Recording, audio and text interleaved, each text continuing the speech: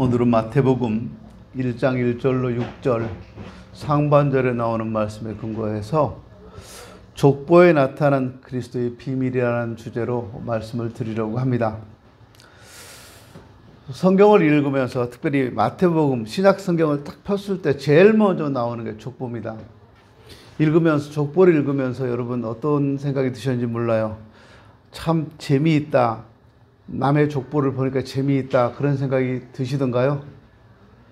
이름도 생소하고 내용도 똑같아요. 누가 누구를 낳고 누가 누구를 낳고 참 재미없다.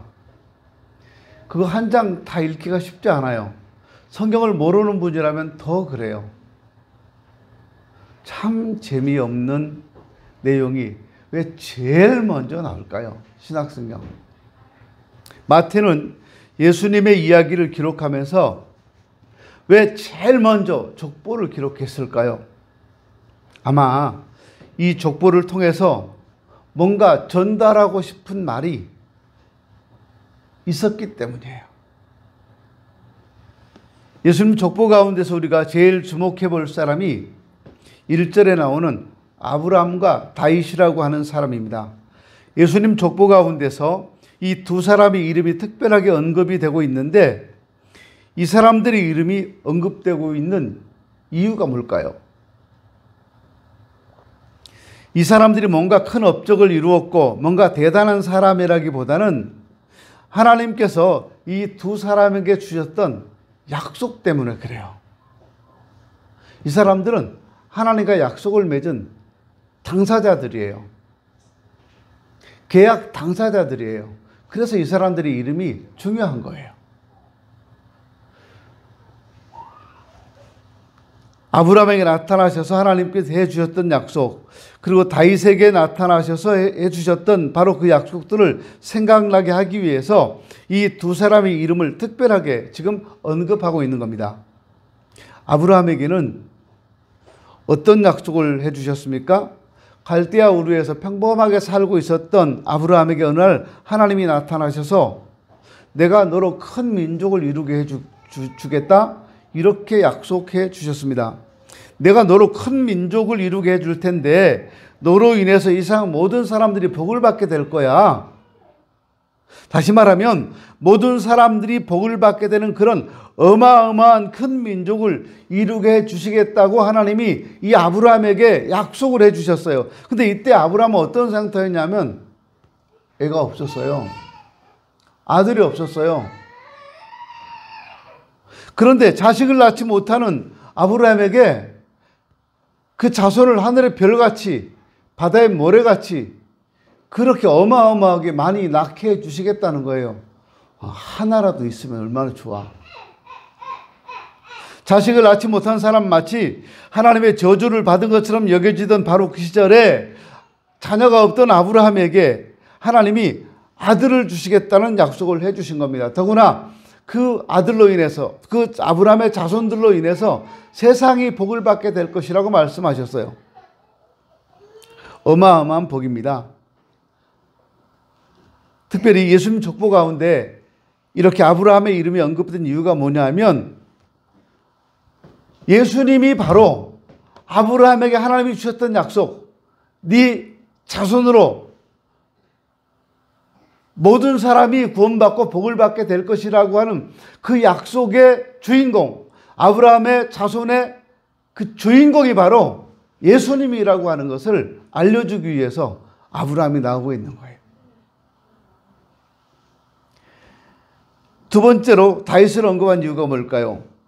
역시 하나님께서 다윗에게 해주셨던 약속이 있기 때문입니다.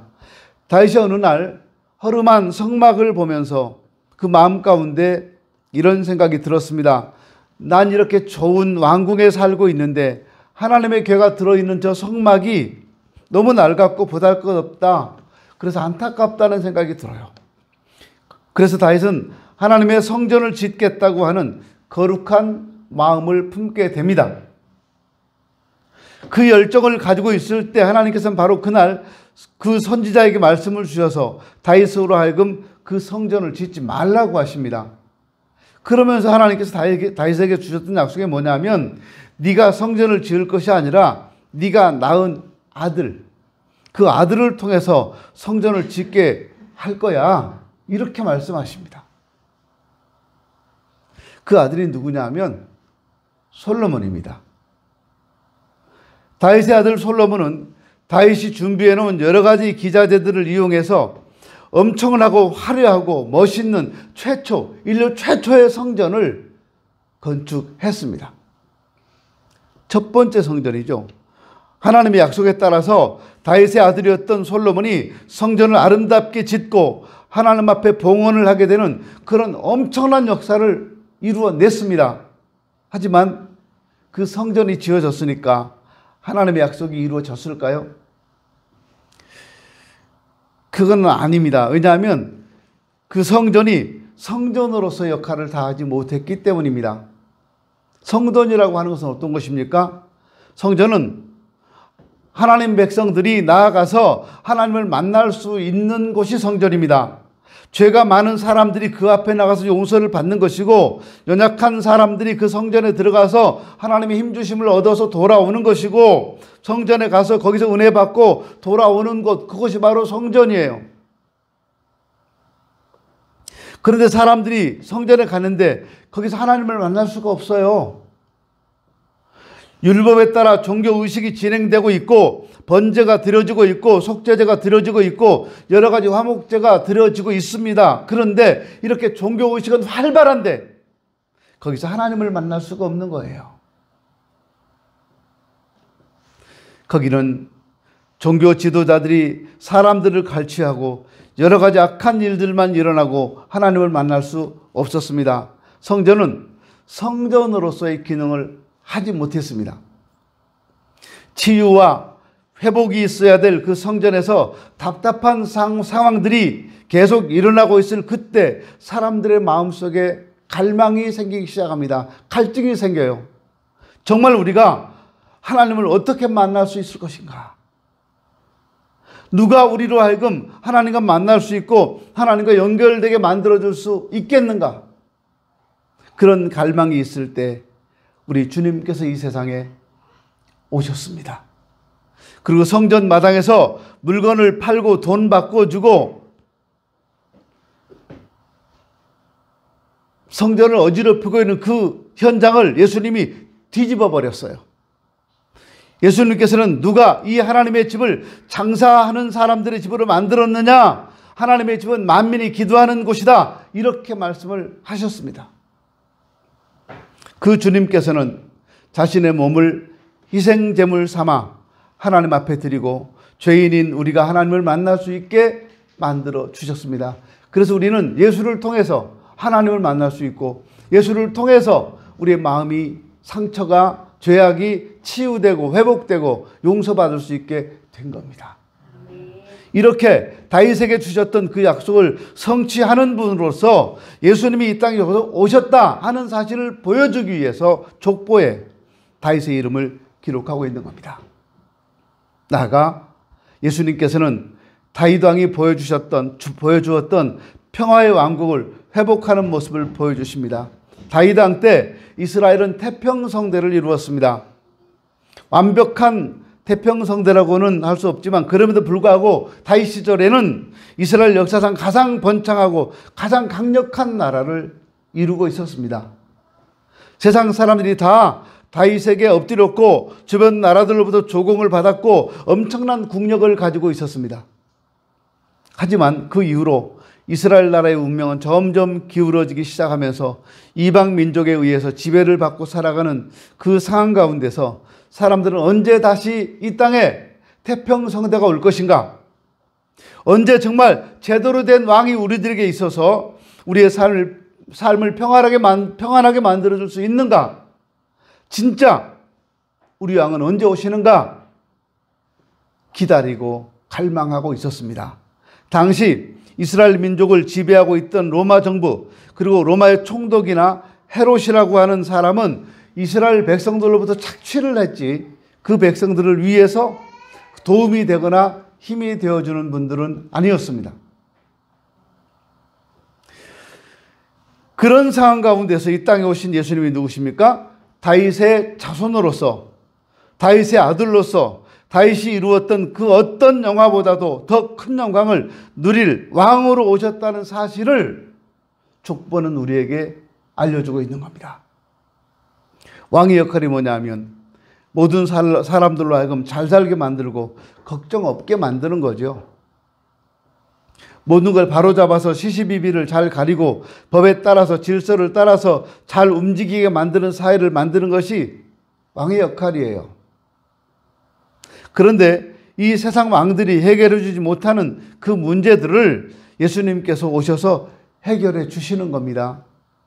사실 우리들의 문제는 이 세상 문제가 아니라 우리의 심령 깊숙하게 들어있는 죄악의 문제입니다. 먹을 것이 없어서 문제가 아니고 우리에게 돈이 없어서 문제가 아니라 우리 마음속에 있는 죄 때문에 문제가 되고 있다는 겁니다.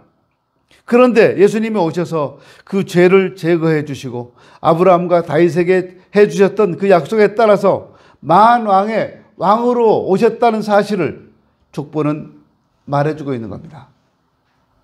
이 족보에서 우리가 알 수 있는 것이 뭐냐면 하나님은 신실하시다는 거예요. 하나님이 약속을 지키신다는 겁니다.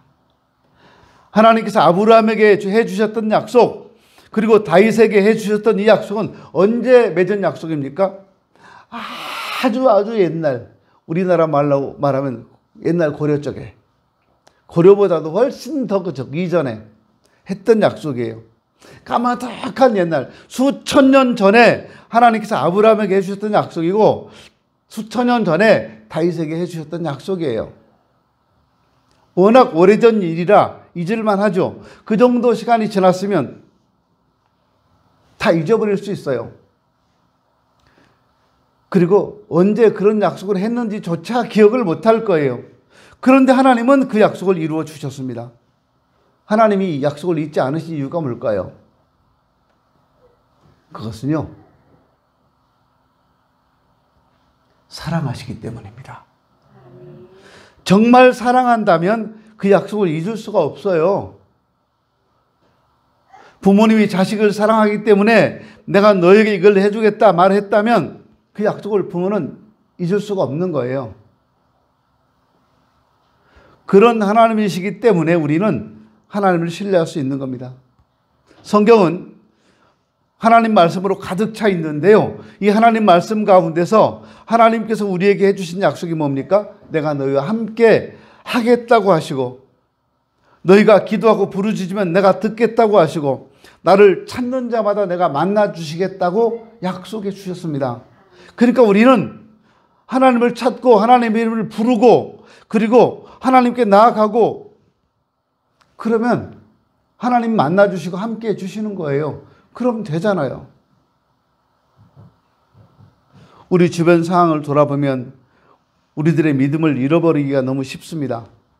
우리는 하나님을 믿는다고 말하면서도 우리 주변에서 일어나고 있는 일들만 바라보면 당장 망할 것 같고 해결할 수 없는 문제들을 보면 너무 힘이 듭니다. 힘들지 않은 일이 세상에 어디 있어요? 겉으로 내색하지 않아서 그렇지 속에는 다 힘든 문제들을 안고 살아가는 것이 우리들이잖아요. 다 문제가 있어요.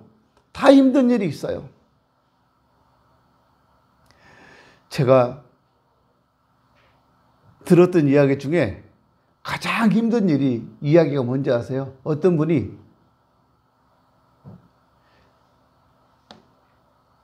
여기저기 집을 사놓으셨어요.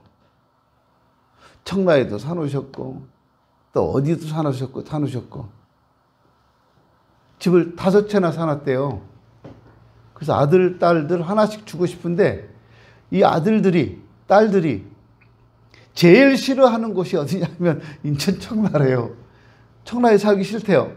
거기는 안 들어간다. 그 청라에 있는 집을 처분해야 되는데 할 수 있는 방법이 뭡니까? 아이들 결혼시켜서 억지로 살아라 하는 건데 여기는 안 오겠다 그런대요. 어디 살고 싶다고요? 다 서울 강남에 살고 싶어 한대요. 야, 그 얘기 들으면서 제가요 속이 막 뒤집어지는 거예요. 누구 청라 지나만 가봤지 뭐 누구네 아파트 들어가 본 적도 없지만 그 집이 비어 있고 임대도 안 줬답니다. 그냥 계속 비어 있대요. 아니, 누구는 집 사놓고 자기들도 못 들어가고 자녀들도 못 들어가니까 속상하고, 누구는 사고 싶은데 돈이 없어 못 사니까 속상하고, 누구는 돈도 있고 다 있는데 집이 안 나와서 못 사고. 야, 참 세상이 그렇더라고요. 어떤 분은 재산이 참 많이 있는데 자녀가 없어요. 자기가 죽은 다음에 물려줄 자녀들이 없어서, 그래서 인생이 참 허무하다 그래요. 가슴 아프지 않아요, 여러분? 그분이 그래요. 나는 자식이 한 번만 있어 봤으면 좋겠습니다. 그래서 제가 자식이 없어서 힘드시겠습니다만 있어도 힘듭니다. 자, 그랬어요. 애들이 말 잘 듣고 부모가 원하는 대로 살아주는 거 아닙니다. 빗나가고 엇나가고 그럴 때 애간장이 다 녹아내립니다. 그때 그분은요, 난 그래도 그거라도 해봤으면 좋겠습니다. 할 말이 없더라고요. 해봤으면 좋겠다니까.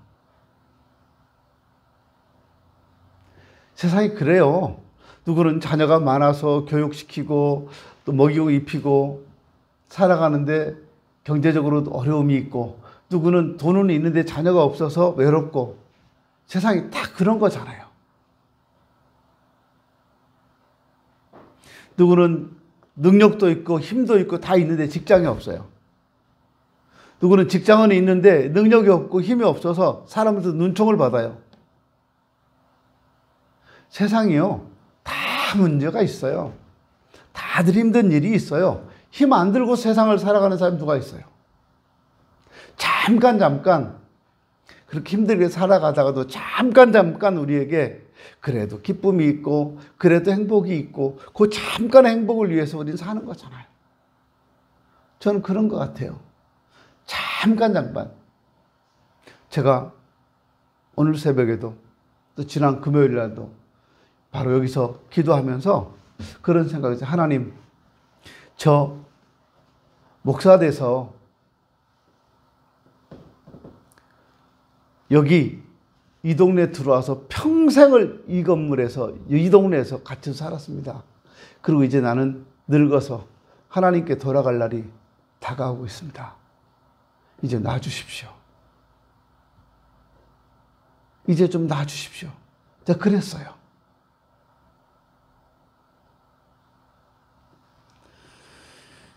우리는 다 문제가 있어요.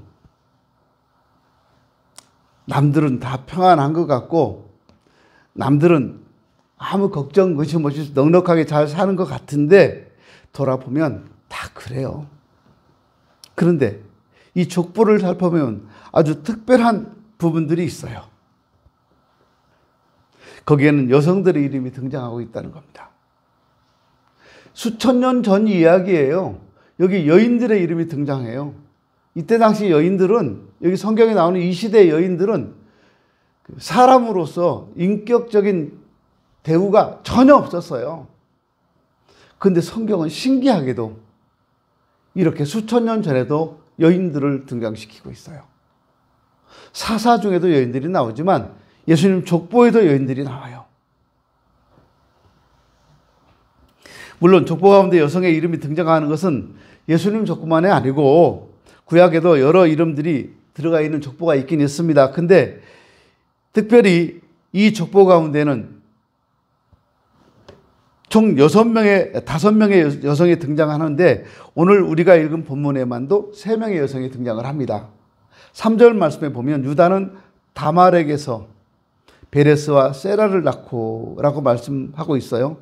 5절 말씀 보면 살몬은 라합에게서 보아스를 낳았다라고 말해요. 또 5절 말씀에 보니까 보아스는 루색에서 오벳을 낳았다라고 기록하고 있습니다. 다말이라고 하는 여인, 라합이라고 하는 여인, 룻이라고 하는 여인은 공통점이 있어요. 이방인이라는 겁니다. 라합이라고 하는 사람은 가나안 사람이었고 룻이라고 하는 여인은 모압 여인이었습니다. 다말의 경우는 이 사람이 이방인이었는지 유대인이었는지 분명하지가 않습니다. 어떤 자료에 보면 이방인이었다고 말하는 사람도 있고 어떤 자료에 보면 유대인이었다고 말하는 사람도 있고 다말이 이방인이었는지 히브리 사람이었는지는 잘 모르겠어요. 그렇지만 어떤 의미를 분명히 전달하고 있다고 봅니다. 예수님께서 이 세상에 오신 것이 단지 유대인들만을 위한 구세주가 아니라 이방인들의 구세주로 오셨다고 하는 점은 우리가 볼 수 있는 거죠. 그런데 그것보다 훨씬 더 깊은 의미가 이 여인들에서 발견될 수가 있어요. 그것은 다 비참한 상황 가운데 있었던 사람들이 은총을 받아서 구원을 받게 되었다라고 하는 겁니다. 예를 들어서 라합이라고 하는 사람은 여리고성에 살고 있었던 사람이었습니다. 그런데 그 여리고 사람들은 모두가 멸망당해야 되는 상황에 처해 있었어요. 이스라엘 민족이 여리고성을 점령하고 그 여리고성에 있는 모든 것들을 다 진멸해버리고 다 죽여야 한다고 하나님 명령하셨기 때문에 이 라합이라고 하는 여인도 이스라엘 민족의 공격과 더불어서 죽을 수밖에 없는 그런 운명에 처해 있던 여인이었다는 겁니다. 근데 놀랍게도 정탐꾼들이 이 여인의 집에 숨어 들어가게 되었고 그 정탐꾼과 만난 라합은 믿음을 고백하고 결국 그 라합과 그 집안 사람들이 전쟁 가운데 기적적으로 보호를 받아서 구원받고 생명을 건지게 되었습니다. 룻은 어떻습니까? 룻의 이야기도 마찬가지입니다. 룻이라고 하는 사람은 남편이 죽었습니다. 모압 여인이었는데 남편이 죽었어요. 그래서 평생 과부로 살아야 하든지 아니면 당시 법에 따라서 시동생과 결혼할 수 있는 자격이 있었습니다. 오늘날 시각으로 보면 무슨 이런 법이 있나 싶겠지만 그 당시 고대 중근동 지방에 있었던 법으로서 당시에 남성 중심으로 경제가 움직여지고 있는 상황 가운데 남편이 죽으면 그 미망인이 생명을 유지하기 어려운 시절이었습니다.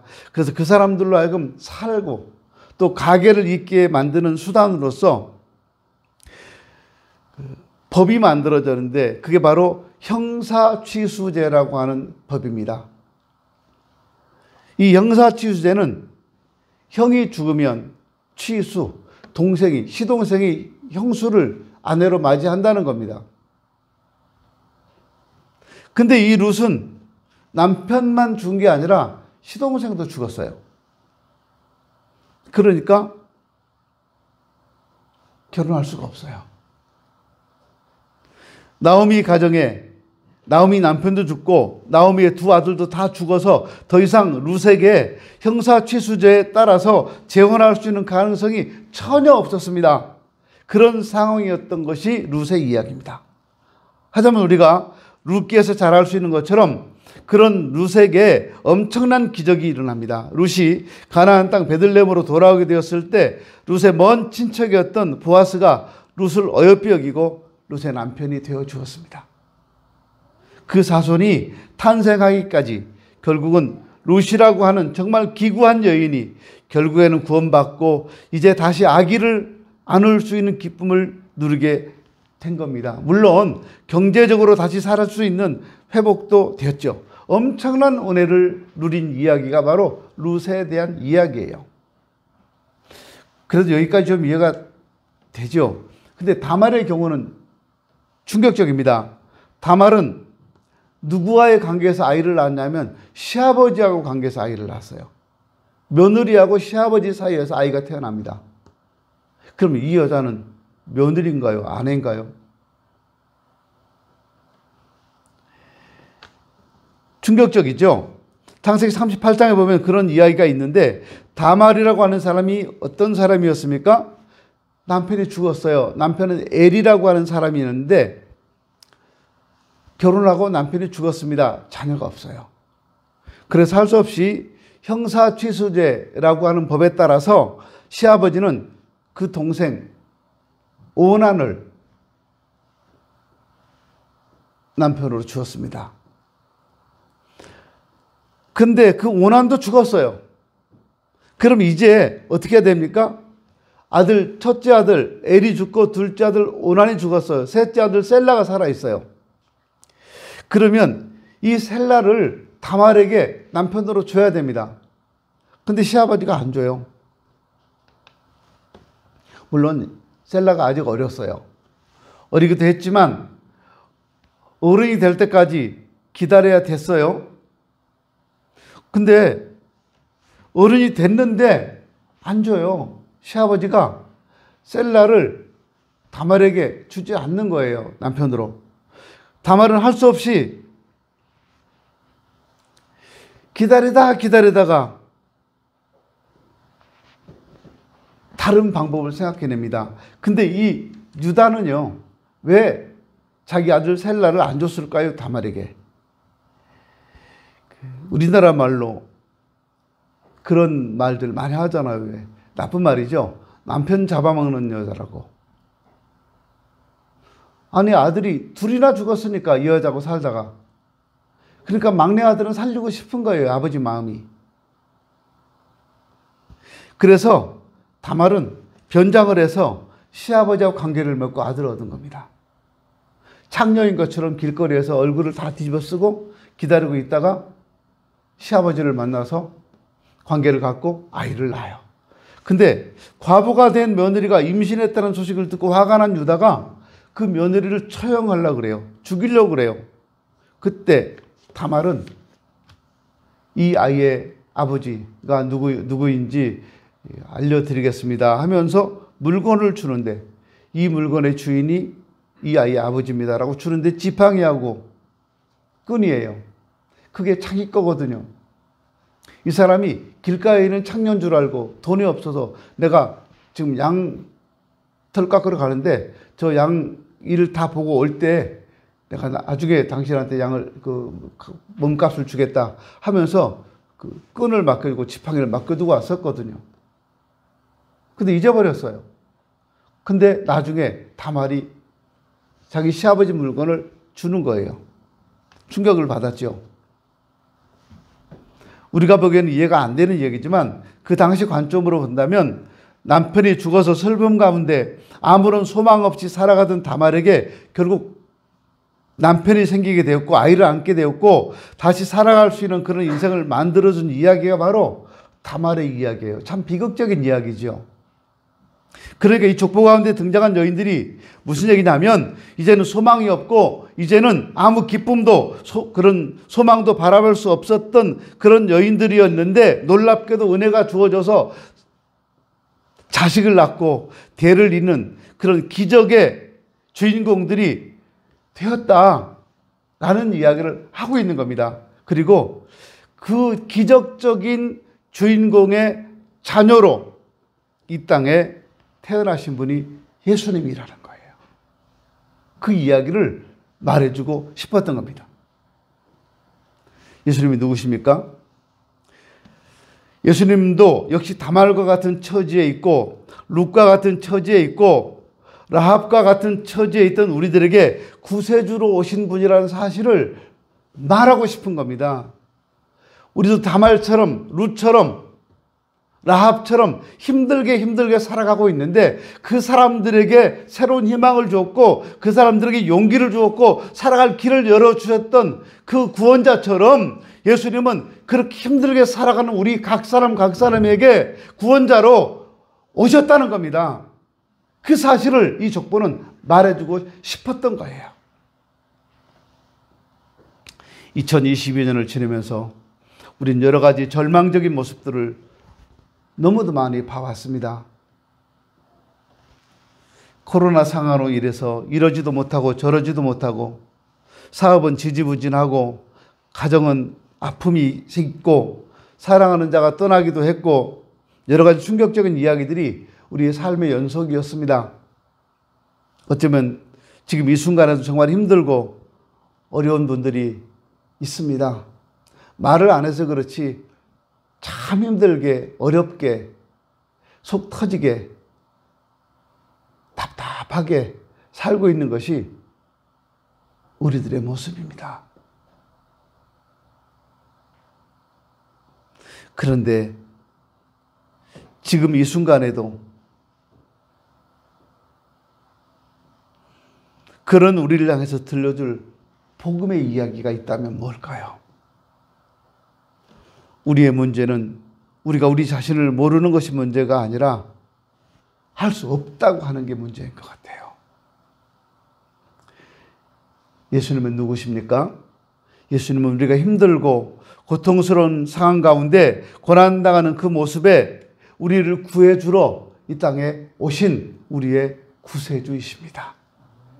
우리 아픔을 만지시고 우리 문제를 해결하기 위해서 십자가 위에 못 박히시기 위해서 이 땅에 오신 주님, 루세게 보아스처럼 다가오시고 다말에게 남편으로 새롭게 다가오시는 그 모습으로 예수님은 우리에게 찾아와 주시고 다가와 주셨다 그 말입니다. 이 예수님이 오신 날이 바로 성탄절입니다. 그러므로 이 땅에 구주로 오신 예수님을 바라보면서 우리 믿음으로 그 주님을 의지하고 멋지게 일어서는 여러분 되었으면 좋겠습니다. 기도합니다.